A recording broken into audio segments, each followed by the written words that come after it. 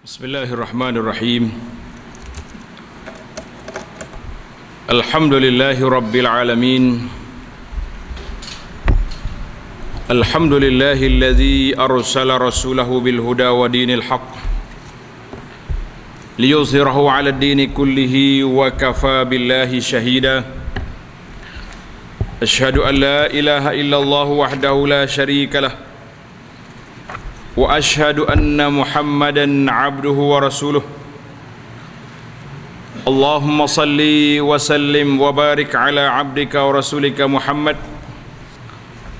wa ala alihi wa sahbihi wa man sara ala nahjihi wa ihtada bihadihi wa istanna bi sunnatihi ila yaumiddin. Amma ba'd. Dihormati pengacara majlis, pengurusi dan ahli yang terkuasa Masjid Al-Aziz Al-Hadi, semua para muslimin dan juga muslimat, para jemaah sekalian, Assalamualaikum warahmatullahi wabarakatuh. Alhamdulillah, kita syukur kepada Allah Azza wa Jalla kerana pada malam ini kita dapat berkumpul di masjid kita ini, masjid yang comel, dan insya-Allah dengan kemakmuran para jemaah yang ramai, dengan aktiviti pula yang meriah, insya-Allah nurun ala nur, comel bertambah lagi keindahannya. Kerana di antara tanda-tanda kiamat, ya tabahawna fil masajid. Nabi sebut di antara tanda kiamat, orang bangga bina masjid, tapi masjid tidak diimarahkan dengan orang. Masjid besar, masuk dalam itu ada 5 orang, 10 orang, banyak kunci pada buka, ada berlaku. Jadi kita nak masjid kita ni comel di luar dan indah di dalam. Mana orang tengok luar pun comel, dalam pulawa penuh dengan program, penuh dengan orang. Alhamdulillah. Muslimin dan juga muslimat, para jemaah sekalian, tajuk yang dipilih, yang diberi kepada kita ni agak menakutkan. Dia panggil kiamat yang akan mari dan juga tanda dia munculnya Dajjal. Bila kita sebut tentang asyratis sa'ah, tanda-tanda kiamat, para ulama telah membahagikan tanda kiamat ini kepada beberapa kategori. Ada tanda dia yang bersifat sekaligus, dia jadi patut dak dah. Ada tanda dia yang bersifat berulang kali, dia mari senyap, patut mari pula, berulang balik. Kemudian ada satu kategori lagi, dia panggil tanda kiamat yang besar. Ini belum terjadi lagi, belum terjadi. Contoh kiamat yang sudah berlaku dan tak akan berulang, tanda kiamat yang berlaku dan tak berulang, apa dia? Nabi SAW sebut dalam hadis, bu'istu ana was-sa'atu kahatain. Nabi kata, dibangkitkan aku dengan kiamat tu gini, dekat. Jadi kebangkitan Nabi berapa kali? Nabi bangkit sekali, maka dia tak akan berulang lagi. Itu dia panggil tanda kiamat kecil, tanda kiamat awal yang berlaku dan tak akan berulang. Yang kedua, iaitulah wafatun Nabi sallallahu alaihi wasallam. Nabi kita wafat sekali juga, lepas pada tu tak ada lagi dah. Dan yang ketiga, berlakunya peristiwa-peristiwa di zaman Nabi sallallahu alaihi wasallam. Contohnya insyiqaqul qamar. Dalam Al-Quran Tuhan sebut, iqtarabatis sa'atu ansyaqqal qamar. Hampir dah kiamat dan bulan terbelah. Bulan terbelah. Berlaku peristiwa itu di zaman Nabi sallallahu alaihi wasallam, tak berulang lagi dah. Dan itu di antara tanda-tanda yang berlaku dan tidak berulang. Tanda hak berulang ni banyaklah. peristiwa-peristiwa yang berlaku, banyaknya pembunuhan, munculnya anak-anak derhaka kepada ibu bapa. Hak ni zaman dulu sudah ada, zaman sekarang ni pun ada juga. Orang berbangga-bangga dengan kehidupan dunia, maka itu dia panggil alamat-alamat kiamat yang kecil yang berulang, akan sentiasa berulang. Kemudian yang tak berulangnya berapa jenis? Ada 10 perkara dia panggil asyratus sa'atil kubra, tanda kiamat yang besar. Mana tanda kiamat besar? Dalam sebuah hadis, tuan-tuan boleh tanda hadis ni, satu hadis je Nabi sebut. Hadis ini diriwayat oleh Imam Muslim daripada Huzaifah bin Usaid Al-Ghifari. Huzaifah bin Usaid radhiyallahu anhu, dia kata ittala an-nabiyyu sallallahu alaihi wasallam alaina. Satu hari kami ni duduk cakap-cakap di masjid, duduk bincang-bincang, bual-bual, tiba-tiba Nabi jenguk, tengok rumah Nabi dengan masjid sebelah ya. Dia duduk dalam rumah dia buka tingkap, nampak dalam tu. Pada tu ada orang duk tanya, dia kata Nabi sallallahu alaihi wasallam lepas pada solat fardu dia balik rumah dia solat sunat. Adakah kita kena buat lagu tu juga? Kalau tak kena jawab, berat kita. Betul tak? Kalau anda kata ya, lepas maghrib ni berjujuk klik habis. Pas sudah maya sunat agak-agak maya ke tak mari? Nyelekat dia alamat kiamat banyak lagi rumah tu. Alamat-alamat kiamat hak kecil hak besar ada belaka. Maka kita kata fiqhul waqi'-nya rumah Nabi sebelah masjid. Kalau dia pergi dia masuk balik tidak jadi masalah. Dan kita boleh laksanakan sunnah itu untuk solat isyak nanti, boleh. Lepas maya isyak kita tak usah semaya sunat di masjid, kita solat di rumah. Itu pun kalau ada keyakinan, kalau rasa siapa rumah ni pakai tutup pakai dah malam ni, solat awal-awal di masjid lah, selesai masalah. Jadi Nabi kita ittala alaina an-nabiy sallallahu alaihi wasallam, Nabi kita jenguk tengok. Wa nahnu natazakar, sedang kami duk bincang, duk bermuzakarah. Faqal, Nabi pun tanya, ma tazakarun, kamu duk bincang apa tu para sahabat? Qalu nazkurus sa'ah. Tengok ni para jemaah, sahabat duk bincang tentang apa?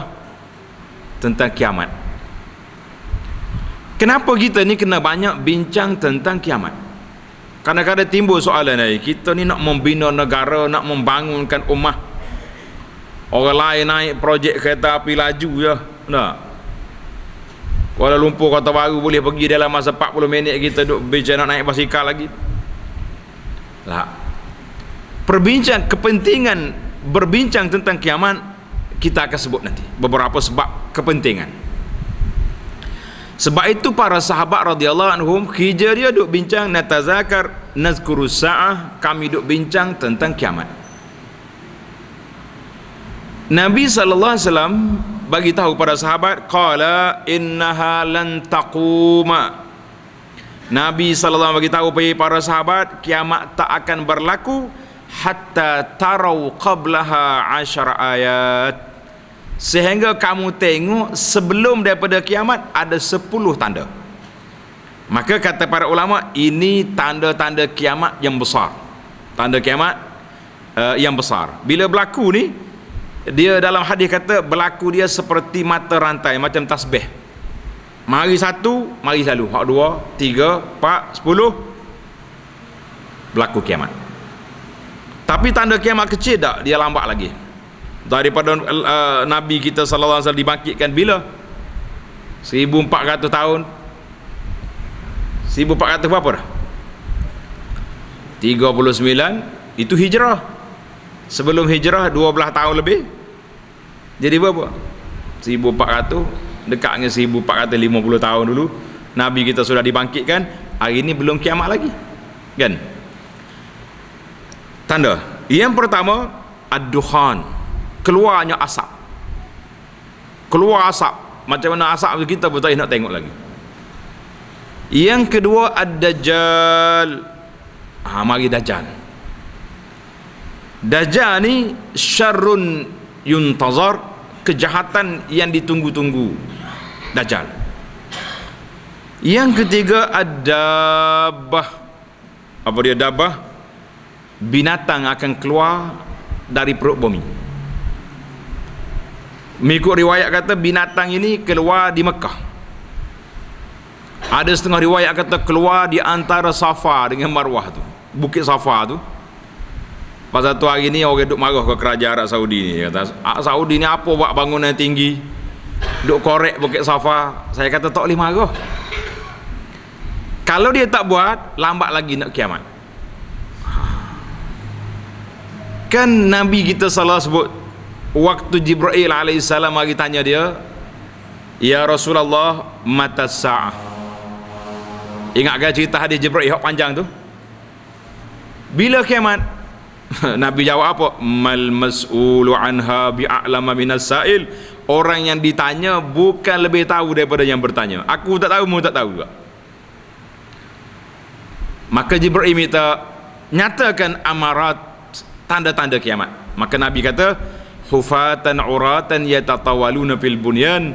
Orang yang dulunya tak pakai selipar, tak pakai baju, membuat binaan yang tinggi-tinggi. Sekarang ni binaan tinggi duduk di mana? Duduk di negara-negara Arab, negara-negara Teluk yang dulunya pengembala kambing, ru'atus syah, pengembala kambing yang tak pakai selipar ni, buat apa? Duduk melomba buat binaan tinggi. Jadi kita kata jangan marah. Kalau dia tak buat, kita tak boleh nak tengok tanda-tanda kiamat, dan kita tak boleh nampak benarnya apa yang disebut oleh Nabi sallallahu alaihi wasallam. Sekarang ni, ini di antara kelebihan kita tengok alamat kiamat, iaitulah nak menguatkan keimanan kita kepada Allah. Lagi tengok tanda banyak hak Nabi sebut, lagi keyakinan kita bertambah tinggi. Berapa dah? Jadi dabbah tadi, binatang tu keluar, katanya dekat Bukit Safa. Kalau duk korek Safa hari ni biarnya korek, tak lama nak keluar dah. Cuma kita lah kena buat persiapan bila kiamat mari. Yang keempat, tulu'us syamsi min maghribiha. Yang ni dukhan, dajjal mari, dabbah mari, apa ni semua ni dia panggil berlakunya perubahan dalam benda-benda yang pelik akan berlaku dalam dunia. Kemudian bila berlaku matahari naik di sebelah barat, nuzul Isa bin Maryam, turunnya Nabi Isa anak Maryam, keluarnya Ya'juj wa Ma'juj. Cerita Ya'juj wa Ma'juj ni saya tak nak cerita dalam malam ni. Nak cerita Dajjal pun tak habis, panjang cerita Dajjal ni. Kemudian akan berlaku 3 khusuf. Bumi tenggelam, bumi ini runtuh, tenggelam, masuk.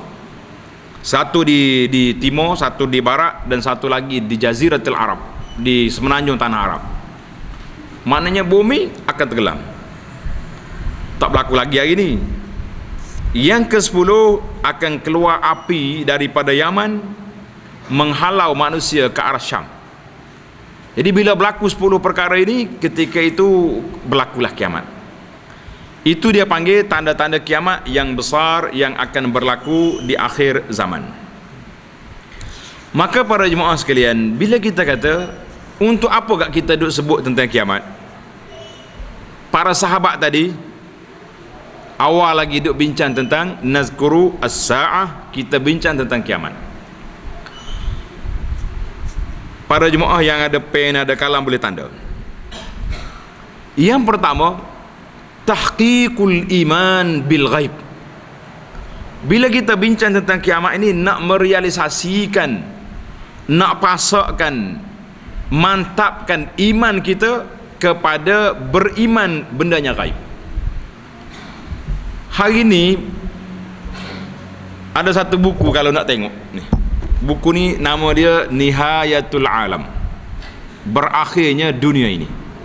Ustaz-ustaz yang suka main internet tu boleh cari Nihayatul Alam. Buku ni ada dalam internet, boleh ambil free, percuma. Di bawah dia terjemahan dia, nama dia berakhirnya dunia ini. Dalam buku ni saja dia telah senaraikan kepada kita 130 lebih tanda-tanda kiamat kecil. Mengikut pengkaji ni kata 80 lebih sudah berlaku. 80 lebih dah. Tinggal berapa lagi? Tinggal 30 lagi dah. Tu waktu dia tulis, waktu kita bercakap ni, anak rasa lebih daripada 90 dah. Maknanya makin dekat, makin dekat. Kalau kita nak rasa nak jauh lagi. Dia kata tak ada lah Ustaz weh. Anak getah baru pacak, getah ni 7 tahun baru boleh toreh, tak menoreh dah kita lah. Nabi SAW beritahu, kalau sekiranya ada di tangan kamu ni benih pokok, mu tahu esok kiamat, pacak juga. Artinya usaha tak boleh berhenti, kena buat kerja.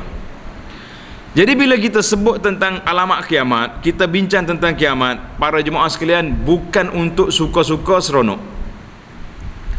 Hari ini saya tengok salah satu fenomena dalam masyarakat, dia suka tengok video-video yang ustaz-ustaz penceramah duk cerita tentang kiamat. Oh ni tanda kiamat berlaku begini, macam-macam benda berlaku, kita berseronok tengok. Lepas tengok, forward ke orang lain. Orang lain pun tengok juga. Tapi tujuan sebenar kita terlupa.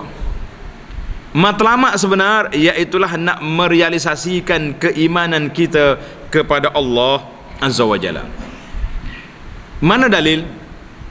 Dalil dianya firman Allah Ta'ala yang selalu kita baca, Alif Lam Mim, Zalikal kitabu la raiba fihi hudal lil muttaqin.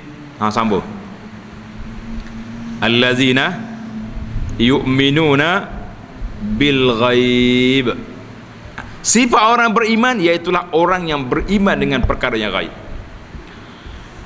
Dalam hadis Nabi sallallahu alaihi wasallam, Nabi kata apa? Umirtu an uqatilan nas hatta yashhadu an la ilaha illallah. Aku diperintahkan supaya memerangi manusia yang menentang Islam ini sehingga mereka akur kepada beriman la ilaha illallah wa anni rasulullah. Dan Nabi kita sallallahu alaihi wasallam sebut kepada kita tentang rukun iman. Bila kita kata kita beriman, para jemaah sekalian, kita kena beza di antara iman dengan Islam. Hari ni kalau ada orang tanya, contohnya Pak Imam mari tanya kita, awak anak mukim, beza apa di antara iman dengan Islam? Apa beza? Agak-agak boleh jawab ke tak? Oh, boleh jawab ustaz. Berapa dia? Rukun iman 6, rukun Islam berapa? 5. Itu rukun. Yang kita naknya perbezaan. Jawab dianya perbezaan yang sangat ketara, iaitulah rukun iman, semuanya kepercayaan kita kepada benda yang kita tak tengok. Tengok tak tengok? Alladzina yu'minuna bil ghaib. Kita beriman dengan adanya Allah Ta'ala. Siapa tengok Tuhan? Tak ada orang boleh tengok. Waktu anak pergi ke, ada satu seminar OKU. Salah satu daripada acara pemantapan akidah orang-orang pekak dengan bisu. 2 orang ustazah dia duduk, kita ceramah ni, dia duduk sarah. Lepas pada ceramah, anak tanya dia, kata ustazah nak tanya saya, macam mana dia boleh faham Allah? Lagu mana dia boleh faham? Kalau kita kata benda suruh semaya, kita boleh tunjuk ni orang solat tak, rokok, sujud. Suruh puasa, tengok orang lembek, lapar. Suruh zakat, tunjuk duit. Tapi bila kita kata beriman kepada Allah, macam mana kita nak explain orang-orang ni boleh beriman kepada Allah? Macam mana? Subhanallah, Allah SWT Maha Kaya. Dia kata tak tahulah. Kita hurai itu syarah-syarah, kita nampak dia memahami. Dan dia hurai balik pula respon, nampak dia tu percaya adanya Allah Ta'ala yang Maha Esa. Allah Ta'ala qul huwallahu ahad, ada. Subhanallah. Jadi maka bagaimana kita nak sebut tentang beriman dengan benda-benda perkara yang gaib? Artinya semua rukun iman itu melibatkan kepercayaan kita. Kita beriman kepada Allah, kita yakin Allah ada. Melalui apa kita yakin Allah ada? Melalui 3 perkara sebagaimana disebut oleh para ulama Ahlus Sunnah. Mereka mengatakan yang pertama, kita kenal Allah melalui nama-nama, Asmaul Husna. Yang kedua, kita kenal Allah melalui sifat-sifat Allah Azza wa Jalla.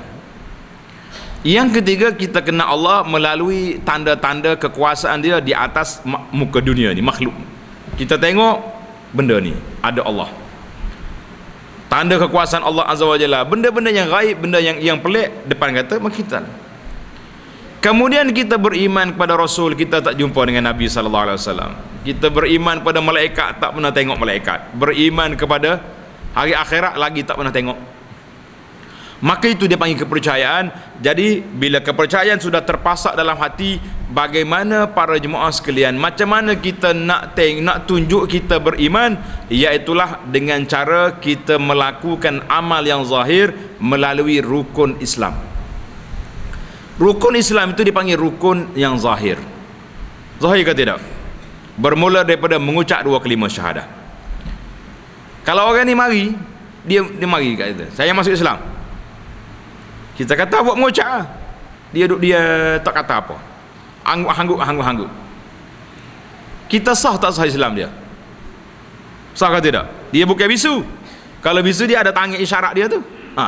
Ini tak ada isyarat apa-apa, kata saya kata senyap. Kita kata awak, saya tak boleh sah lagi Islam awak selagi awak tidak mengucap an-nutqu bisyahadatain. Selagi kamu tak mengucap 2 kalimah syahadah, tak boleh nak sah. Maka zahir dia kata asyhadu an la ilaha illallah wa asyhadu anna muhammadar rasulullah. Kita kata dalam hati yakin, dia kata yakin, maka kita yakin dia sudah mengucap. Kemudian kita nak tunjuk keimanan kepada Allah Azza wa Jalla yang kedua melalui rukun salat. Maya ke tidak awak? Maya. Kalau tak semaya nak kata macam mana? Hari ni ramai dikatakan orang tak solat, tak semaya ramai. Waktu anak pergi buat kerusuh di hospital, pegawai hospital kata ustaz, ramai orang di hospital ni di antara tempat orang tak solat di hospital. Jadi kita kata kena bagi motivasi lah, pesakit biar solat. Para jururawat kata apa? Hok sakit tak semaya tu menasabah juga, ada wayanya, ada macam-macam di tubuh dia. Tu hok nunggu hok sakit tak semaya juga, nak kira lagu mana. Kata mu cocok dia dulu pada orang sakit. Jenis mana lagu ni ndak? Kalau orang mari makan buah 5 dia dulu ngomong. Maya dak. La haula wala quwata illa billah. Maka bagaimana kita nak tunjuk orang beriman dalam hati, ma waqara fil qalb. Jadi kita nak tunjuk dia ni yakin, percaya adanya Allah Azza wa Jalla dengan cara melakukan rukun Islam yang zahir. Sekarang ni bila kita tengok kepada benda-benda yang gaib yang telah disebut oleh Nabi sallallahu alaihi wasallam dalam hadis-hadis yang sahih, maka kita mengatakan bila kita tengok depan mata kita, bertambah satu lagi keyakinan kita kepada ajar benarnya apa yang disebut oleh Nabi melalui tanda-tanda yang zahir. Yang kedua tanda, yang pertama sekali nak meriasasikan iman bil ghaib. Yang kedua, ma'rifatu asyrati sahas. Bila kita tahu kiamat ni ada, kita pun tengok tanda-tanda kiamat sudah berlaku, ini akan menguatkan kita kepada apa? Kepada persiapan untuk menghadapi kiamat. Tuan-tuan dan puan-puan, ingat tak ingat ada seorang sahabat mari tanya Nabi sallallahu alaihi wasallam. Orang Badui, orang kampung, simple ya, dia tak cakap banyak orang kampung ni. Dia cakap pun direct ya, tak payah duduk kona-kona falsafah soalan apa payah, tak payah. Dia mari jumpa Nabi sallallahu alaihi wasallam, dia kata ya Rasulullah, mata sa'ah. Soalan dia direct. Wahai Rasulullah, bila kiamat? Agak-agaknya kalau mari tanya kita, kena marah ke tak kena marah? Mu ni bahasa apa ni? Nabi pun tak tahu, aku tahu. Oh marah. Lah, Rasulullah sallallahu alaihi wasallam telah menggunakan satu pendekatan yang cukup mantap, iaitu melalui pendekatan psikologi. Nabi kata, bila seorang ni tanya tentang kiamat, bermakna dia sudah tahu kiamat itu berlaku, betul tak? Nabi tanya, ma'adatta laha, saudara, apakah persiapan kamu buat tentang kiamat? Membuat persiapan apa? Hari ini para jemaah sekalian, saya tengok bukan di sini sajalah, boleh katakan seluruh Malaysia hari ini, semua orang duduk tajuk kiamat, tanda-tanda kiamat, kemunculan kiamat, banyak program. Tetapi setelah kita berprogram, adakah dia memberi bekas dalam hati kita, memberi kesan dalam hati kita untuk membuat persiapan kepada keyakinan yang telah kita yakin?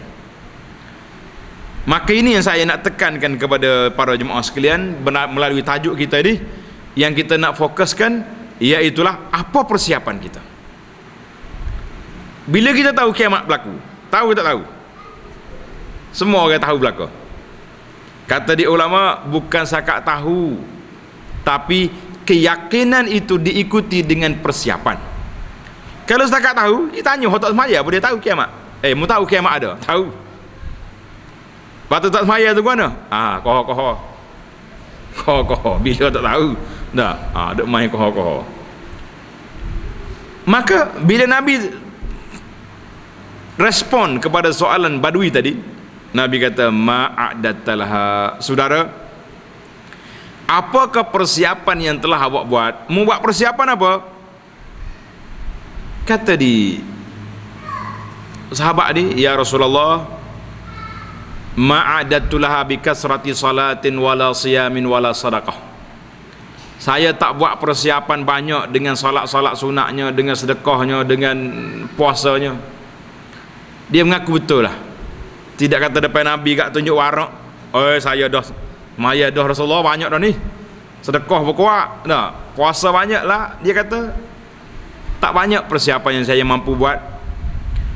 Tapi dia beri satu sentuhan yang kita rasa berat untuk kita nak kata juga, walakinni uhibbullaha wa rasulah. Tulis jawapan dia ni, wahai Rasulullah, tetapi walaupun saya tak banyak puasa, zakat, tak banyak sedekah, tak banyak puasa, tak banyak salat, ya semuanya sunat tu, yang wajib kena buat. Walakinni uhibbullaha wa rasulah, tapi saya sayang kepada Allah Ta'ala dengan Rasulnya sallallahu alaihi wasallam. Mantap ke tidak jawapan dia? Kemah ke tidak? Berani ke kita nak kata juga? Berani tak berani pun kena kata. Tapi bila kita kata, kita kena buktikan di manakah kata-kata kita tadi yang dapat kita tunjuk bahawa kita ni sayang kepada Allah Ta'ala dengan Rasul sallallahu alaihi wasallam. Bila dengar jawapan ni, Nabi kata apa? Nabi kata apa? Anta ma'aman ahbabta, engkau akan dibangkitkan oleh Allah Azza wa Jalla bersama dengan orang yang engkau sayang. Subhanallah. Ini muqaddimah yang perlu kita ingat dalam bab ini. Yang ketiga, apabila kita belajar tentang alamat kiamat, banyak perkara yang akan menyentuh hukum hakam dalam perkara fiqh dan hukum. Sebab dalam 130 alamat kiamat, bila kata ni alamat kiamat ni, bukan semua alamat kiamat tak baik. Ada alamat kiamat molek, tak ada jadi masalah. Dan ada alamat kiamat yang buruk, yang tak baik. Seperti akan berlaku nisatun kasiyatun ariyat. Nabi kata, aku tak pernah tengok lagi zaman dia orang perempuan-perempuan yang berpakaian tapi seperti telanjang. Ada alamat kiamat kita kena belajar. Alamat ni haram. Zuhur ar-riba, fushu zina, tersebarnya zina, riba berleluasa. Jadi bila kita tahu benda itu berleluasa, bagaimana kita sebagai umat Islam nak menangani masalah riba yang berlaku dalam negara? Bagaimana nak berlakunya pencampuran bebas perzinaan yang berlaku dalam kawasan kita, yang banyak hari ni kita dengar anak-anak dicampak sana sini. Orang jumpa berlaku anak sesebah pun ada, tangga masjid pun ada, mari mana pun cah.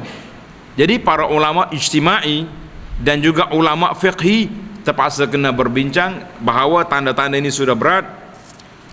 Yang keempat, kelebihan kita mengetahui perkara ini, iaitulah bertambah yakinnya kita dengan apa yang diajar oleh Nabi sallallahu alaihi wasallam. Bila Nabi kita ajar, maka kita kena buat, kita yakin. Oh, Nabi kata lagu ni, ya. Cuma yang saya bimbang hari ni, kadang-kadang kita salah.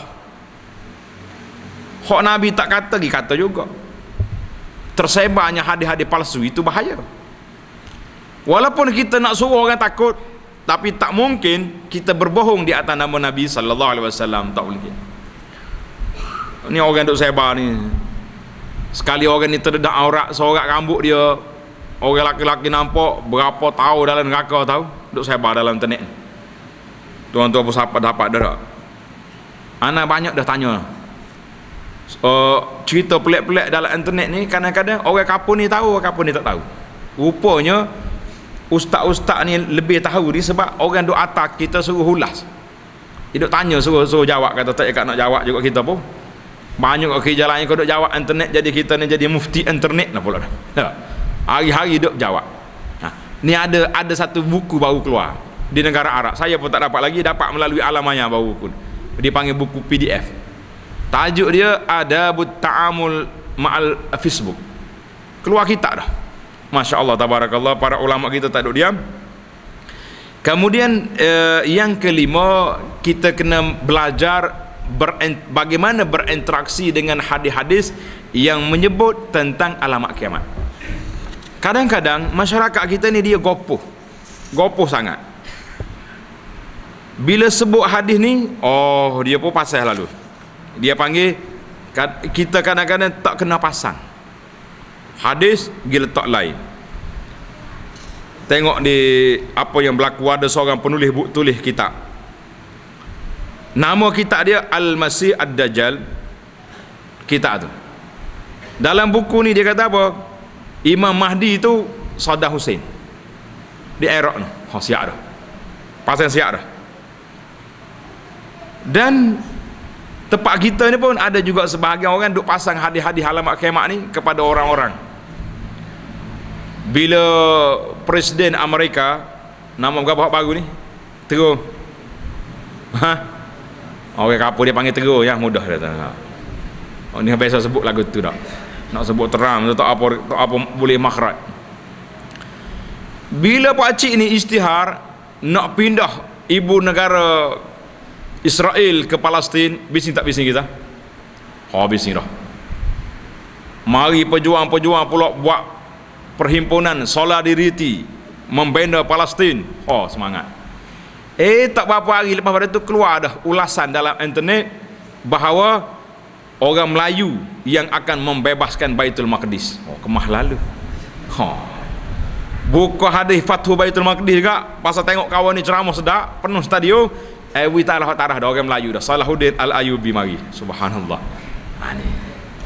Ini contoh pergi ambil hadis-hadis pergi pasang, tak kena. Jangan. Orang Melayu ni bisa belakang dia, boleh belakang dia. Duduk mana-mana. Jadi para jemaah sekalian, bila kita bermuamalah dengan hadis-hadis asyratis sa'ah, jangan kita jazam. Bila mari hadis ni, hak ni. Tak boleh kita kata lagu tu. Bahkan kita kata ihtimal, kemungkinan, wallahu alam, sebab dia akan berulang. Baru ni bila berlaku Dr. Mursi masuk menang di Mesir 4 tahun 5 tahun lepas, ingat tak ingat?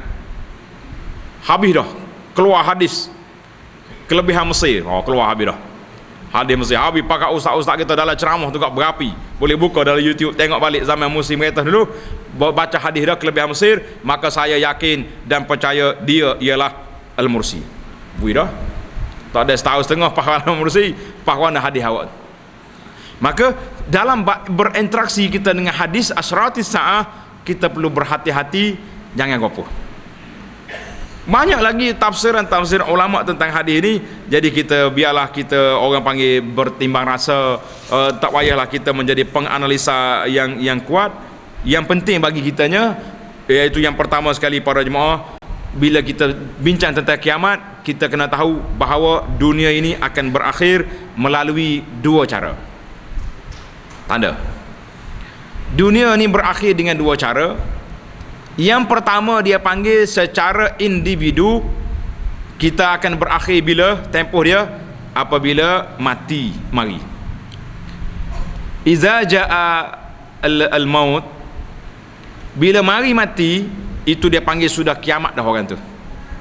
Qamat qiyamatu, dia panggil kiamat sughra. Yang kedua, berakhirnya dunia ini apabila marinya kiamat sungguh, setelah melalui 10 tanda yang besar tadi, maka pada ketiga itu berlakulah kiamat. Jadi kita kena buat persiapan bahawa kalau kiamat itu lambat lagi pun, kiamat yang satu ni dekat tak dekat? Kiamat yang bersifat individu dekat ke tidak? Hari ni orang duk sebar dalam internet, dalam video belam-belam gora, kita kata sekarang ni kita ni diserang oleh satu mazhab baru dalam dunia. nama dia mazhab Wasafi. Kenal kau tak kenal mazhab ni? Orang sini daftar belakang dah tak? Muslimin dengan muslimat ada belakang. Sampai 10 grup seorang-seorang masuk mazhab Wasafi ni. Bila mari Wasafi ni, pakat duduk sebar habis benda-benda yang pelik-pelik. Tak tahulah kuana habis betul tak betul. Orang duduk sebar berapa ramai orang yang mati mengejut. Imam baru sudah solat mati. Innalillahi wa inna ilaihi raji'un. Kita kata alhamdulillah dia mati dalam keadaan baik. Ada orang tengah duduk menyanyi mati. Sepatutnya kata di para ulama al-muslimin, kafa bil mauti wa'izan, cukuplah mati itu menjadi tanda, menjadi peringatan kepada kita. Patutnya bila mati itu peringatan. Kita bila orang mati menjadi sebaran, duk tunjuk orang ni, lalu tengah jalan tengok orang aksiden mati, berhenti ambil gambar, naik atas kereta, update selalu. Mati caban 3 sekian-sekian, ada orang mati aksiden. Bukannya gitu lu angkat kawan tu dah. Ambil gambar serik, lepas tu lari pula. Kadang-kadang tak tahu apa kereta, buka cermin je prank ambil. Tunjuk gambar. Kita mengatakan tidak menjadi peringatan kepada kita, tidak menjadi satu nasihat, kafa bil mauti wa'izan, cukuplah mati itu menjadi peringatan kepada kita. Sebab apa tak ingat? Sebab kita tidak tengok dengan ainul i'tibar, tapi kita lebih kepada satu hiwayah, satu suka-suka nak ambil gambar saja. Jangan. Maka biarlah bila kita mari dalam masalah ini, kita pergi kepada peristiwa yang berlaku, iaitulah Dajjal. Dajjal ni pelik ke tak pelik dia? Tuan-tuan, berasa pelik. Allah Subhanahu Wa Taala sebut ke tak sebut nama Dajjal ni? Dia sebut Nabi Isa, Ya'juj wa Ma'juj, ada sebut. Tapi Dajjal ni suatu perkara yang sangat menakutkan kita. Pasal itulah dalam hadis tadi, hadis Muslim tadi, dia mula dengan dukhan, muka dengan dukhan. Tapi mengikut hadis lain sebagaimana yang telah disusun oleh Al-Hafidh Ibnu Hajar, dia mengatakan tuan-tuan tanda mula-mula nak kiamat, tanda kiamat yang diantara kecil dengan besar, iaitulah khuruj Al-Mahdi, keluarnya Imam Al-Mahdi. Itu diantara tanda kiamat yang kecil, yang akhir. Sebab apa? Bila mari Imam Mahdi, tak lama lepas pada tu turunnya Nabi Isa alaihissalam. Dia dekat-dekat. Imam Mahdi mari, Nabi Isa mari. Tengah Nabi Isa mari itulah, waktu itulah Dajjal juga keluar. Lepas Dajjal keluar, selesai masa Dajjal, dia akan mari Ya'juj wa Ma'juj. Ya'juj wa Ma'juj mari. Imam Mahdi keluar ke tak keluar hari ni? Imam Mahdi keluar ke tidak? Lama dah keluarnya. Anda ingat waktu saya kecil lagi tahun 1400, awal Muharram 1400, telah keluar ada Imam Mahdi di Masjid Haram Mekah. Ada ke orang sekapur ni pergi Mekah tahun tu, tahun 1400. Allah irham bapak saya masa tu ada dalam Masjid Haram, Masjid Mekah. Awal Muharram, tiba-tiba dia kata belum daripada subuh tu nampak orang bawa masuk keranda banyak. Usul keranda masuk, jujuk masuk. Masa tu kerajaan Arab Saudi tak had kan, tak ada security, polis tak ada. Orang nak masuk mayat masuk. Lepas solat subuh, rupanya keranda masuk tadi bukan mayat, senjata. Lepas subuh dia rampas spekar imam, dia kata saya khurujul lakumul mahdi al mahdi yumini. Mahdi itu puak kita ni. Sudah. Kata dia orang tua kita ni. Ini pentingnya kita belajar alamat kiamat. Imam Mahdi, dia kata Imam Mahdi bukan di sini, dia turut dia akan tunggu Nabi Isa di Syam. Dia mari nak, jadi banyaklah cerita. Baru ni anak pergi di Kuala Lumpur, jumpa dengan seorang pegawai agama. Saya tak nak sebut nama kita, sahabat kita ni. Dia kata setakat dia jadi pegawai ni, sudah 3 Imam Mahdi mari ke pejabat dia. 3 Imam Mahdi mari. Yang ni mari, dia nak suruh pejabat agama JAKIM isytihar dia Mahdi. Dia kata baik, mari nombor telefon, siap. Tak lama mari hal lain pula Imam Mahdi, ambil nombor telefon. Cukup tiga Imam Mahdi, dia pun ambil tarikh yang sama, minta tiga-tiga mari pada waktu yang sama pada hari yang sama. Pukul 10 pagi tarikh sekian contoh. Ni Mahdi nombor 1, Mahdi nombor 2, Mahdi 3. Duduk sekali buat muzakarah. Dia kata saya nak tanya tuan-tuan, Mahdi ni berapa orang sebenarnya? Dia kata seorang. Lepas tu mari 3 ni gua mana? Dia kata saya, betul dia ada. Sudah. Berebut jawatan Mahdi pula dah. Akhir sekali dia bagi motivasi supaya tiga-tiga ni taubat belaka. Mu ni tak pakai kerja belaka, balik pergi taubat. Jadi tujuan dia kumpul tu untuk apa? Nak suruh belaga. Mu Mahdi tak layak, mu lagi tak layak. Jadi sama depan dia tunjuk tak layak. Pengikut dia pula, dia kata bukan Mahdi ni kalau lagu ni pasal jenis kaki kelentung. Jadi bila mari Imam Mahdi akan mari sungguh, Imam Mahdi akan mari dalam hadis yang banyak yang menyebut tentang khuruj al-Mahdi. Bila Imam Mahdi mari pada waktu itu turunnya Nabi Isa AS, Allah Ta'ala turunkan Nabi Isa daripada langit. Waktu Nabi Isa turun tu Imam Mahdi sedang nak jadi imam salat. Nabi Isa turun, katanya di Manaratul Bayda, di Syam, di Al-Amawi. Pada ketika itu Imam Mahdi tengok, dia kena Isa. Fadal dia kata naik imam. Nabi Isa kata imamukum minkum, imam kamu mu jadi imam. Jadi Imam Mahdi terus kalah jadi imam. Kemudian pada waktu itu orang duk bising tentang khuruj ad-Dajjal. Bila Nabi Isa tengok buka pintu Baitul Maqdis, pada waktu itu dia tengok Dajjal telah sampai, dan pengikut Dajjal ramai mana ada? 70,000 pengikut Dajjal itu mari daripada Asbahan, Yahudi mari daripada Iran. Bila saya baca cerita Iran ni, tuan-tuan jangan duk tunjuk Iran tu lah patut popok imam serba-serba hitam serba besar tu guys. Saya tak kata yang tu. Kita kata wallahu alam, adakah mereka itu ataupun kumpulan generasi yang akan datang, kita kata wallahu alam, tak boleh nak teka. Sebab alamat kiamat itu sudah banyak. Cuma kadang-kadang orang jadi timbul rasa pelik, kenapa Nabi Isa juga disebut dengan nama Al-Masih? Nabi Isa disebut dengan nama Al-Masih Isa bin Maryam. Kan dalam Quran, dalam surah Ali Imran sebut tentang Dajjal juga disebut dengan nama Al-Masih. Kenapa? Dua musuh ni disebut dengan nama Al-Masih. Dua-dua. Al-Masih Dajjal sebab masahal ain, mata dia tak ada sebelah. Nabi SAW sebut dalam hadis, Dajjal ni sifat dia a'war, makna mata dia sebutir. Ada orang buat gambar mata sebutir duduk tengah-tengah tak? Kalau kita tengok dalam sifat dia ni, dia mata dua, cuma sebelah tu tak berfungsi, tumbuh gitu, macam buah gitu tubik. Macam-macam lah pelukis-pelukis ni dia duk khayal gitu.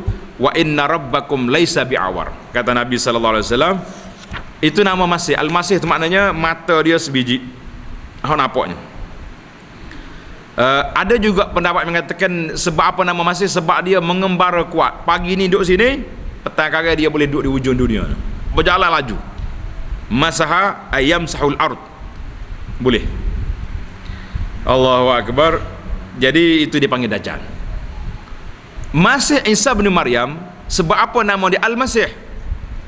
Sebab Nabi Isa AS dilahirkan di zaman manusia tu percaya dia ni Tuhan.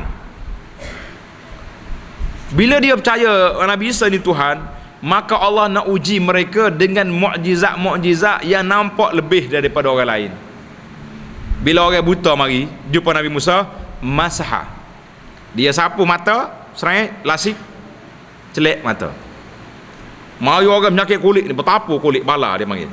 Nabi Isa gosok, comel semula, tak payah pakai kosmetik apa benda, tak ada. Itu nama Al-Masih. Maknanya Nabi Isa AS bila kada ada orang mati, dia pergi gosok, pakcik, pakcik, celek mata mula. Gimana tu? Boleh cakap. Dan Nabi Isa juga dalam Quran surah Al-Imran kata, Nabi kata wa unabbiukum bima tadakhiruna fi buyutikum, bima ta'kuluna fi buyutikum. Dan aku juga boleh beritahu apa yang memakan di rumah kamu. Musibah apa di rumah? Ada beras banyak mana? Contoh je. Jadi Allah nak uji pokok dia dengan apa? Dengan ujian yang menyebabkan yakin. Pokok ajaran sesak ni, pokok Nasara bertambah yakin Isa itu Tuhan. Mana boleh? Kalau tidak Tuhan boleh tahu. Yang depan itu. Isa Al-Masih lawan dengan Al-Masih Ad-Dajjal, maka dua-duanya masih yang berbeza dari sudut perwatakan dan juga berbeza dari sudut orangnya. Baik, Dajjal ni manusia ke tidak? Jadi dia kata manusia juga Dajjal ni. Huwa rajulun min bani Adam.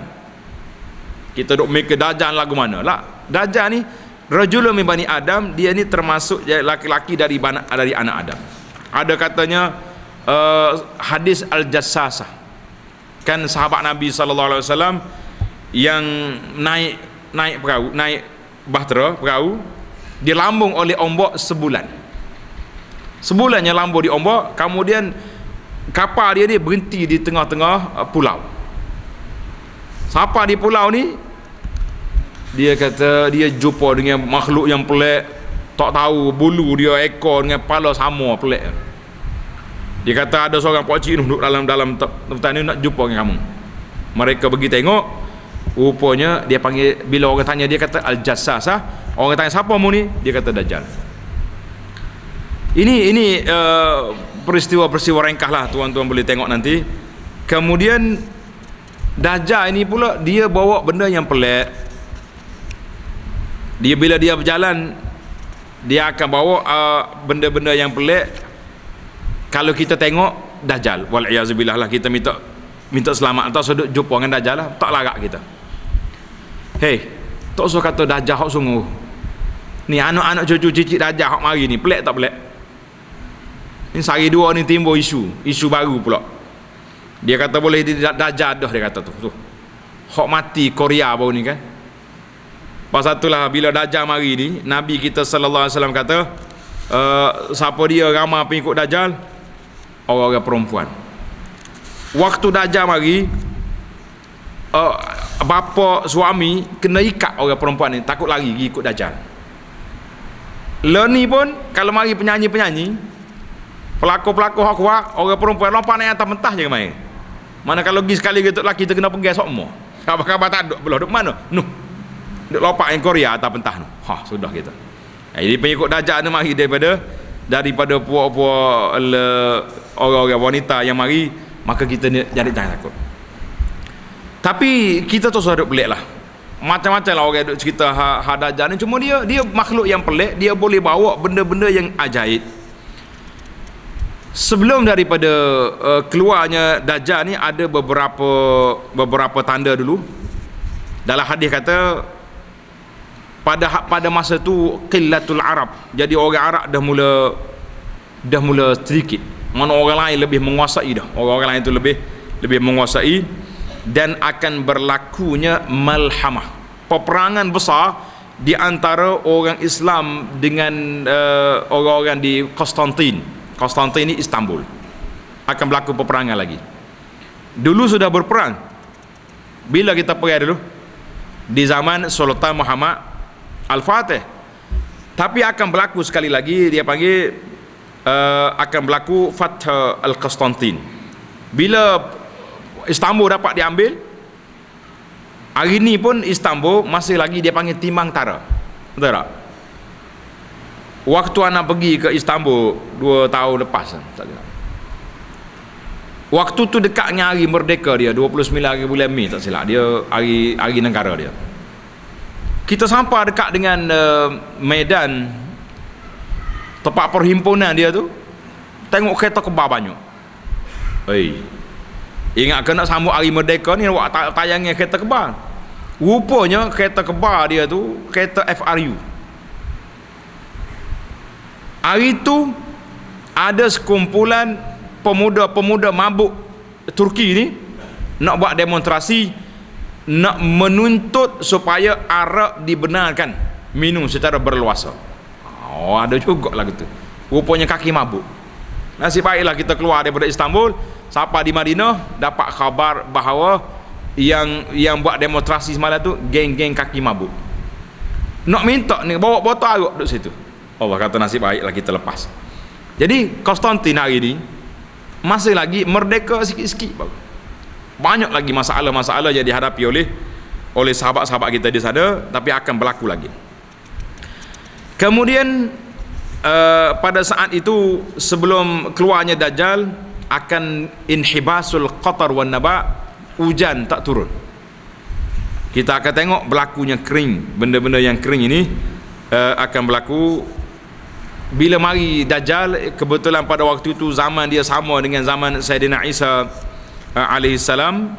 Kata Nabi sallallahu alaihi wasallam, Dajjal ni dia boleh berjalan timur ke barat, laisa min baladin illa sayata'uhu Dajjal. Semua negeri-negeri ni Dajjal akan pergi belakang.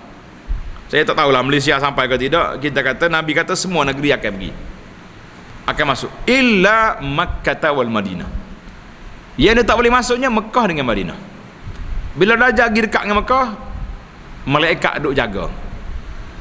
Masa tu tak ada custom, tak ada immigration. Hak jaga dia malaikat. Malaikat kata, "Hey Dajjal, jangan masuk." Tak boleh masuk.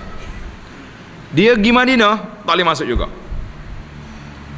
Bila tak boleh masuk, dia akan pergi cari bukit yang paling dekat dengan tarah Madinah. Dia naik, waktu tu dia akan goncang, kedeguk goncang. Tarjuf al-Madinah, Madinah akan bergoncang. Orang-orang mukmin semua akan lari ke masjid. Dia berlindung di masjid Nabi sallallahu alaihi wasallam. Orang-orang munafik yang ada di situ, na'udzubillah, akan lari pergi ikut Dajjal. Pada itulah kata di para ulama, duduk dalam Madinah pun belum tentu selamat selagi akidah kita tidak selamat, sebab kita bimbang orang-orang munafik akan lari pergi ke Dajjal. Itu tempat yang akan pergi semua sekali. Apakah fitnah yang dibawa oleh Dajjal? Tuan-tuan tanda, fitnah yang kita takut ni. Di antara fitnah dia bawanya, yang pertama sekali Nabi kata ma'hu jannatun wa nar. Dia boleh bawa syurga, boleh bawa neraka. Tapi Nabi pesan, kalau kamu nampak neraka tu, nampak nyala merah tu, mugi kat tu. Sebab itu sebenarnya air sejuk sedap. Yang syurga dia tu neraka. Manakala kita jumpa lah, kan Nabi sebut dalam hadis, kalau Dajjal mari wa ana ma'akum fa ana hajiju. Kalau dia mari aku ada lagi, aku bantu. Aku jadi pembela kamu. Tapi kalau Dajjal mari aku dah tak ada lagi, Allah yang membantu kamu. Jadi macam mana kita nak dapat pembantuan daripada Allah Azza wa Jalla? Maka kita kena beriman kepada Allah Ta'ala banyak-banyak. Di antara fitnah Dajjal lagi, bila dia mari tempat kita ni, kemarau. Dalam hadis kata tadi, waktu Dajjal nak mari tu kemarau, orang susah air. Bila siapa-siapa Dajjal mari, nak air, nak buah apa, dia tunjuk je ke langit, hujan turun. Masya Allah, tabarakallah. Siapa dia agak tak berani nak lawan ni? Main nak projek ke apa boleh berlakon? Gerak ke tak gerak kita? Tak salah kata apa dah. Nak buah apa? Allah berasa nak makan durian apa hak mahal sekali lah ni. Sampai 40-60 kilo ni. Timbang dengan kulit-kulit dengan takar. 40 ke 60. Kau orang sini tak cara ke durian muncul lah tak. Bagi tahu ya, buah durian mari. Subhanallah. Kalau orang panggil orang yang tak kuat, berat kita ni. Jadi pengikut-pengikut Dajjal, kecuali ada seorang pemuda yang sangat hebat. Tuan-tuan kena belajar. Orang muda ni, iaitulah orang yang kuat, dia punya akidah dia mantap. Pemuda. Kata di Abu Sa'id Al-Khudri dalam hadis ni, hadis yang panjang tentang pemuda ini, hadis dalam Muslim. Ya'ti Dajjal, bila Dajjal mari nak masuk Madinah tak boleh masuk. Dia duduk tepi Madinah. Seorang laki-laki yang mantap iman dia berani. Dia kata, orang tanya dia, orang lain balik ke masjid, dia ni tak nak pergi tempat Dajjal. Dia kata, mau nak pergi mana tu? nak pergi lawan Dajjal. Masya Allah tabarak. Ini yang kita nak, ada orang berani, ada orang tokoh ni kena ada. Bila siapa dekat Dajjal, pengikut-pengikut Dajjal, Yahudi tadi nak bunuh dia. Jangan. Bos Dajjal kata jangan bunuh, biar dia yang bunuh. Siapa-siapa yang lawan, jangan siapa ambil campur tangan. Yang boleh bunuh dia siapa dia? Tokai dia. Jadi orang tak jadi.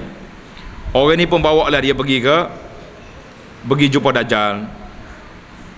Bila pergi jumpa Dajjal, Dajjal pun tunjuk kuasa dia. Oh, kata di pemuda ni, betul dah. Mula-mula dia tengok Dajjal, dia nampak tanda di antara dahi, di atas dahi Dajjal tu ada tulis kafara, kafir. Bila dia tengok kafara, pasal tu lah kita kena ajar anak kita ni tulis sejawi, jangan tak pandai. Lama dia kata ni tulis siapa lagi ni, rupanya Dajjal. Tokar barak habis ni. Dia kata, dia tengok, dia tahu kafir. Dia kata dia tahu Dajjal. Dia pun Dajjal kata, mu yakin kau tak yakin aku ni Tuhanmu? Tak. Mu ni kafir. Berani dia. Rasulullah sallallahu alaihi wasallam telah bagi tahu kamu ni kafir. Dajjal kata apa? Ambil gergaji, belah dua, kerak terbelah dua.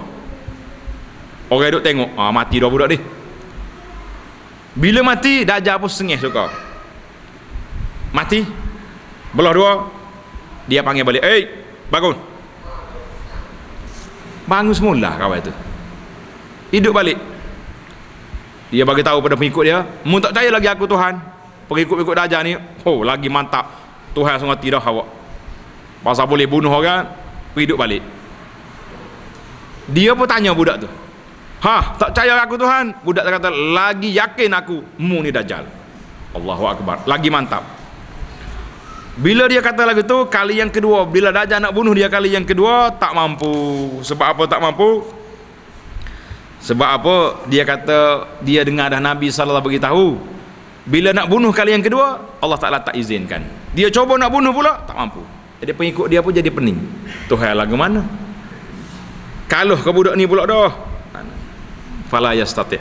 Tak mampu nak maka mendapat kemenangan orang tu. Di sini kata di para ulama hadis, tuan-tuan kena tanda cerita Dajjal ni. Boleh pasal itulah saya kata cerita Dajjal ni bukan cerita semata-mata. Artinya bila kita tengok benda yang mungkar, benda maksiat, benda yang tak betul, mesti ada orang yang berani bertegas. Kalau mati. Sebabnya kalau ni pemuda ni tak pergi lawan Dajjal, orang tahu tak tahu dia bohong? Pengikut dia tahu tak tahu? Tak tahu. Tak akan nampak. Orang mukmin yang yakin beriman, tak ada masalah dah dia. Dia gimana? Dia akan pergi ke tempat yang selamat. Tapi pengikut-pengikut ni, jadi kita dalam dakwah kita ni, kita tak usah duk kira ke hak kuat-kuat tu, hak solid-solid tu. Kita kena duk kira hak ni, hak tepi-tepi tak tahulah kuana ni, kita kena bantu dia.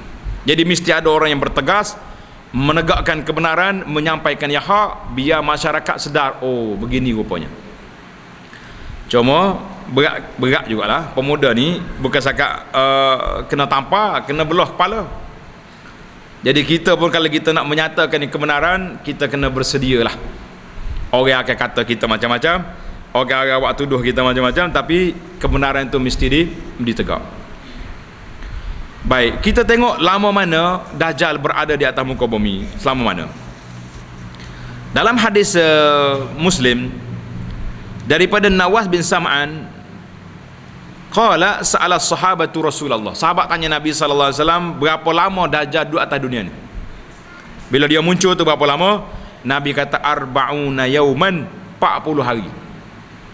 Kejap tak? Yaumun kasanah. Hari mula-mula Dajjal keluar, satu hari itu macam setahun. Lama masa. Manakala kita ni nak tunggu gelap tu, rambut kita ni berkali gak penuh dah. Misal-misal pakai dalam mulut habis dah. Setahun masa tak cukup. Gerak. Wa yaumun kasyahr, kemudian hari yang kedua macam sebulan, hari yang seterusnya macam seminggu, kemudian barulah berlaku macam hari biasa. Tuan-tuan kena ingat. Bila dengar lagu ni, sahabat-sahabat agak-agaknya dia tanya apa Nabi? Tanya apa? Kita duk mikir nak makan apa sehari setahun ni, berapa kali nak makan? Tak. Lah, sahabat tanya, ya Rasulullah, al-yaumul ladzi kasana, pada hari yang panjang dia macam setahun itu, takfina fihi salatun, cukup tak kita semaya 5 kali je? Inilah kata di ulama hadis kata, kita tengok bagaimana cara berfikir orang-orang yang mantap iman. Dia duk kira nak semaya. Nabi kata tak cukup. Mu kena buat takdurulah. Berapa lama kita daripada subuh ke zuhur, berapa jam? Kita kena kira. Oh, subuh zuhur daripada pukul 6, 7, 8, 9, 10, 11, 12, 1. 8 jam. Jadi cukup 8 jam solat zuhur. Zuhur dengan asar 3 jam, kira pula solat. Jadi dia kena kira waktu solat tu mengikut waktu dia, bukan ikut hari. Sebab hari panjang setahun. Kalau tidak, tak semayalah kita. Itu dia panggil dalam sudut fiqhnya, macam mana kita nak tanya. Sahabat-sahabat radhiyallahu anhum, soalan-soalan dia pelik-pelik, tapi semuanya bertanya tentang bagaimana mereka nak selamat. Kemudian bila mari Nabi Isa alaihissalam, bila mari Dajjal, Nabi Isa alaihissalam turun, maka Nabi Isa ketika itu mengejar Dajjal, dan dia akan dapat bunuh Dajjal di Babul Lud, iaitulah dekat dengan Baitul Maqdis. Baitul Maqdis. Saya pun tak tahu nak ulah macam mana isu Baitul Maqdis ni, sangat besar. Hari ni kita nampak dalam berita orang-orang yang pergi travel agent yang duk bawa orang pergi Baitul Maqdis, relax nampak. Tengok, ambil gambar selfie live, tengok kami di Baitul Maqdis, tenang je. Malam tadi boleh tahajud, malam tadi boleh bermunajat, pagi ni boleh makan, tak ada masalah apa-apa, aman damai. TV dunia luar duk tunjuk. Tapi kalau kita tengok berita daripada Palestin, bagaimana anak-anak Palestin diunanya oleh Yahudi, bagaimana wanita-wanita Palestin, bagaimana umat Islam di Palestin ditindas oleh mereka. Tapi dari sudut tayangan, ini semua ni permainan uslub yang diguna oleh Dajjal belaka. Dia boleh tayang yang baik jadi buruk, yang buruk jadi baik. Bila dia bawa api dengan air tadi, yang airnya api, yang apinya air. Jadi orang duk tengok, oh aman damai Palestin. Mana orang kata huru-hara?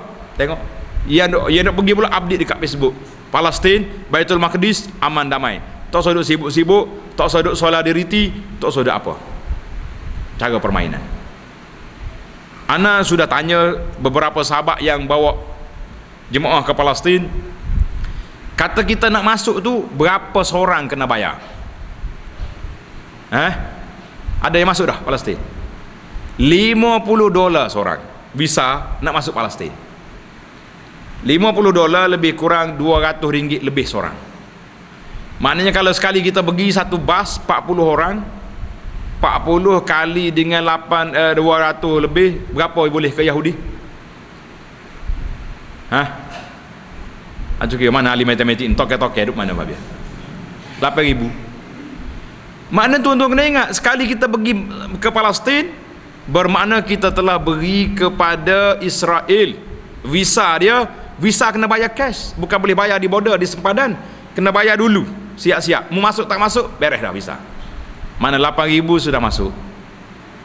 Wallahu alam. Sebab itulah saya duk main timbang tara, nak pergi ke tak pergi ke Palestin. Orang Palestin kata kena mari, Palestin hak kita kena ziarah, tapi nak ziarah $50 bayar ke? Ni kita duk sibuk ni makanan-makanan segera yang ada perancangan dengan mereka kena boikot. Habis kita duk bawa orang pergi direct $50. Macam mana kita nak kata? Habis kalau kita tak pergi, sunyilah Palestin. Kalau kita tak pergi, kalau kita pergi sekali tu lagu tu juga. Baiklah kita bagi duit tadi derma untuk diberi kepada anak-anak Palestin yang telah diyatimkan oleh pokok Yahudi. Saya kata itu wajhatun nazar. Ada orang berpandangan lain, ada sebahagian ulama kata pandangan lain. Sebab itulah saya sendiri Sampai hari ni pun tak tergamak nak masuk, nak pergi ke Palestin, walaupun orang tu ajak, kalau banyak teribu ajak, tapi kita tak berani nak pergi sebab kena bayar tadi. Bayar tu direct ke kerajaan Israel. Ingatlah, saya bukan nak sekat aktiviti travel agent, tapi nak bagi kesedaran kepada masyarakat. Di samping kita bersolidariti nak jaga Baitul Maqdis, kita ingat kalau kita masuk juga kita telah beri secara cash kepada Israel $50. $50 ni banyak sikit. Baru ni saya pergi ke Kemboja. Salah satu tempat lawatan dia nak masuk tempat makbad, macam satu bukit, satu kawasan ni tempat ibadat puak-puak Buddha. Kata berapa bayar nak masuk? Tak silap saya banyak puluh ringgit jugalah, RM20 ke berapa. Saya kata biarlah, saya tak nak sedekah, tak nak derma duit saya ke dia. Biar tak masuk tak apa, kita duduk kat luar. Nak tengok juga, kita tengok ke internet, tengok gambar lah. Nak masuk tak? Kalau masuk pun tak ada kerja apa. Tapi kena ingat, sumbangan yang kita beri tu, dia pergi ke mana. Ni kita nak beli, anak nak makan ayam goreng pun, tak ada Yahudi berapa sen lagi ke Yahudi. Yang kita masuk tu direct $50. Jadi para jemaah sekalian, ini mulabasat, permainan media-media ini. Dia belajar dengan Dajjal bagaimana nak mengabui mata umat Islam. Kita tengok orang masuk aman, tapi laporan daripada Palestin, aman Palestin ke apa dia yang duduk kutik derma ni, bila mereka tayang, tengok bagaimana anak-anak Palestin ditindas oleh mereka. Allahu Akbar. Para jemaah sekalian, saya pun tak nak cakap panjang dah kita, sebab cerita alamat kiamat ni besar. Cuma kita nak ambil 2-3 perkara tadi lah. Bila bincang bab Dajjal, tapi tak lengkap kalau kita tak ambil bagaimana nak menyelamatkan diri kita daripada Dajjal. Betul ke tidak? Tak kata selamat kita ni. Tuan-tuan nak selamat ke tidak? Tanda. Tariqun najah min fitnatid Dajjal. Cara kita nak selamat daripada fitnah Dajjal, yang pertama, al-bu'du an liqa'i, jauhkan diri daripada bertemu Dajjal. Saya iman kuat macam tadi, boleh lawan. Mana kau tahu iman kuat? Sekali tengok Dajjal, mati. Ya. Terus kata apa kita hari ni? Terus Dajjal besar-besar lah, yang kecil-kecil lah.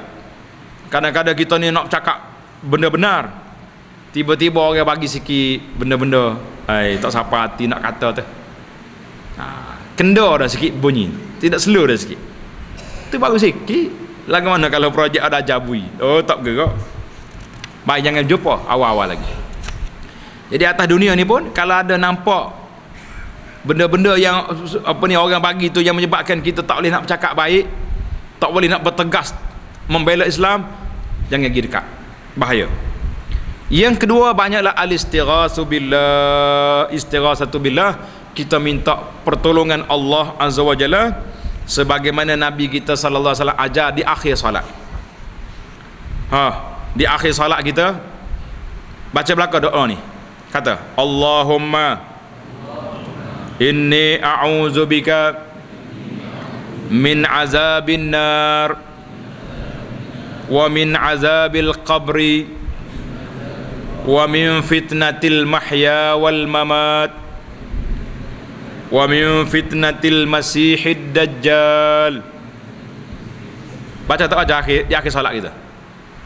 Allahumma inni a'udzubika min azabi jahannam wa min fitnatil qabri. Dia banyak riwayat dekat-dekat.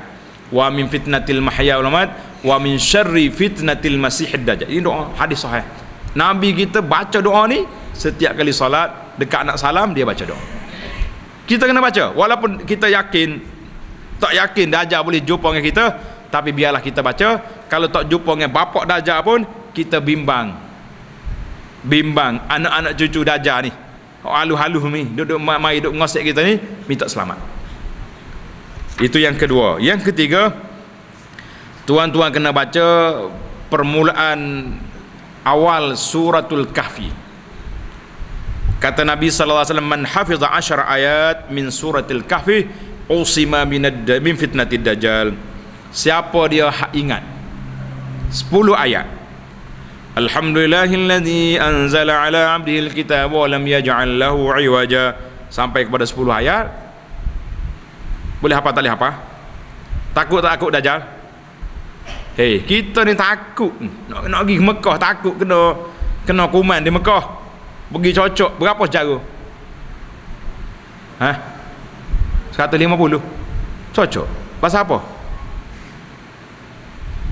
Dajjal bunyi takut, Al-Kahfi tak baca, masalah kita. Takut ke Dajjal, hafal 10 ayat daripada surah Al-Kahfi.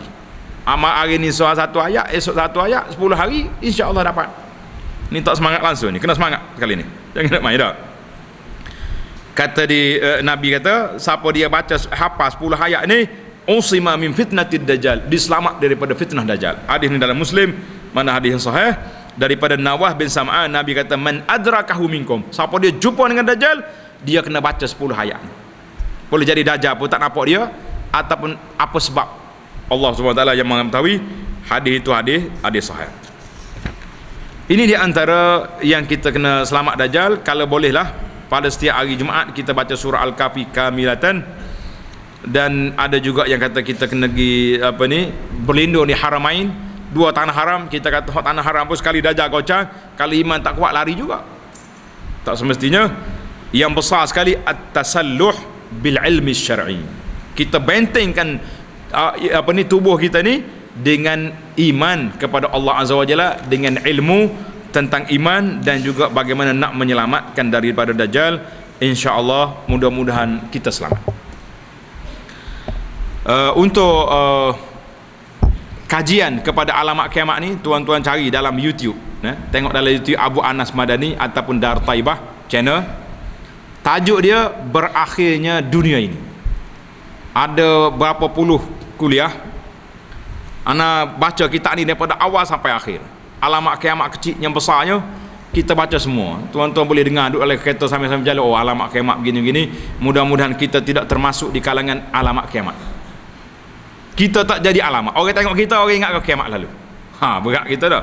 Berat ke tak berat? InsyaAllah kita jumpa lain kali lagi. Berakhir dunia tadi, tengok dalam YouTube dalam berakhir dunia ni, boleh. Kita wakah dah situ, tak payah bayar apa. Boleh disebar-sebarkan. Mudah-mudahan kita tidak menjadi salah satu daripada tanda kiamat yang tak baik. Wallahu a'lam. Subhanakallahumma bihamdika asyhadu an la ilaha illa anta astaghfiruka wa atubu ilaih. Wa sallallahu ala nabiyyina Muhammad wa ala alihi wa sahbihi ajma'in walhamdulillahi rabbil alamin.